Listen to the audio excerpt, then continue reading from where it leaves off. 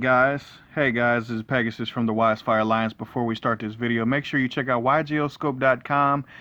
If things update and you clearly don't see anything that I'm talking about being accurate, it's because these things change on a routine basis, on a daily basis actually, and I wanted you to be updated yourself. So make sure you go to ygioscope.com. That's where I'm getting all of this. I actually started using this a long time ago to be able to kind of pinpoint where the meta was going to be, what cards they're really going to be relevant, so on and so forth. Now, with that being said, let's jump into what exactly are the top decks.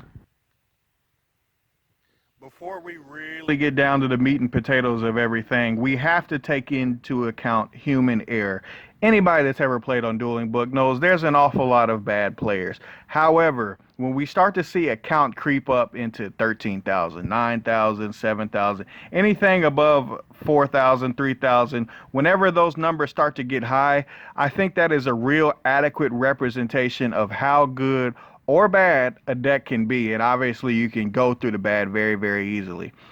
Adamancipator actually is interesting because it's coming in rather high. The two new decks, Eldritch and Adamancipator, both coming in above 5,000 and both coming in above a 60% winning percentage. Now, does that mean people just don't know what to do against the deck, how to adjust to the deck, what to stop with the deck? You just don't know. That's obviously something that you kind of have to figure out over time. But clearly, right out of the gates, these decks are effective in what they are doing. And again, meta means most effective tactic available. The middle three, Dinosaur, Zodiac, and obviously Altergeist, 61, 55, and 54%. They're used very high, and when they're used a lot and their percentage is really high, it makes for a deck being considered meta. Now, does that mean it's absolutely meta? Who knows? The part that interests me down at the bottom is that Invoke Mech Knight is really high at 65%, which I'll touch on in a second a little bit more. And you also see Subterrors at 60%, and that's really high. That's just because these decks, I feel like sometimes when a deck is a little bit easier to play and the learning curve isn't so hard, it tends to win more. And I feel like Shaddoll is being impacted because Shaddoll is not an easy deck to play. When you see somebody play it correctly, it looks easy, just my opinion.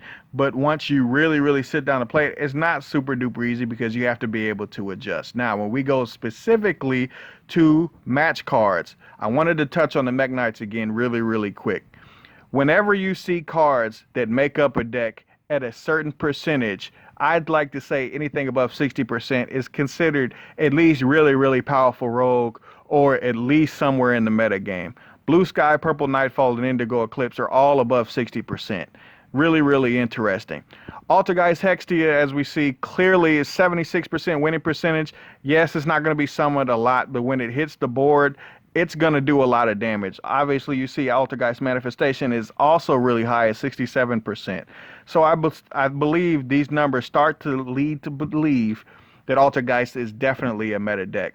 When we talk about Eldritch, this is why I'm saying this deck is meta. The numbers are showing it consistently. 17,000, 12,000, 11,000, all of the cards that are inside of the deck all have above a 65% winning percentage, except for the monster himself, because I mean the traps are really what win the game. Let's just be honest. He's just the beater that kind of takes over, kind of similar to Ray in Sky Striker, but you know, let's just move on from that.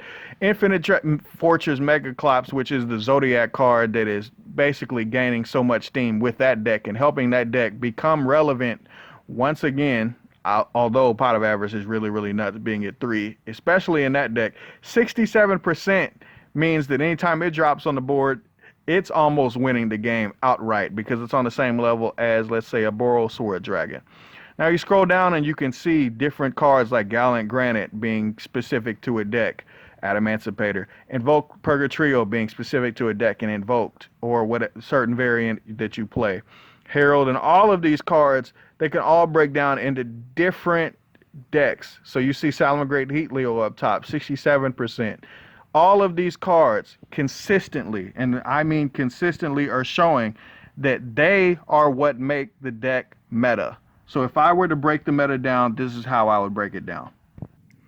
If I really want to break those numbers down, Eldritch at number one. I'd say Altergeist is the second best deck, slightly above Adamancipator at three. I think Zodiac or Dinosaur would be four and five, and it really after that it gets really close. And what's shocking is that Shadal is underperforming, and Mech Knight Invoked is really overperforming. And that's pretty much that. I appreciate you guys for tuning in. Also, Subterra is doing really good. I'm signing out. YG baby.